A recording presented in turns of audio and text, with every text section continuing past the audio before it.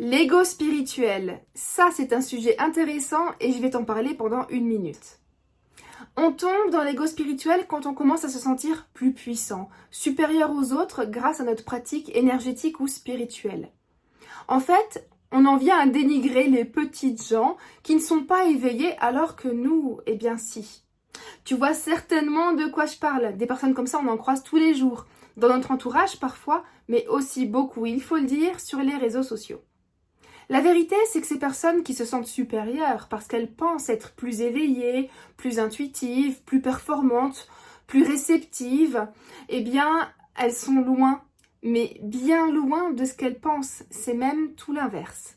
Et oui, parce que normalement, quand on est éveillé, quand on a équilibré les deux parties de notre être physique et spirituel, eh bien, on est plutôt censé être dans une forme de bienveillance, d'amour inconditionnel et d'accueil de l'autre, voire même d'aide. On voit bien ici que ce n'est pas du tout le cas. On est sans cesse dans le jugement, dans le dénigrement et dans la comparaison de nos degrés d'éveil et de performance.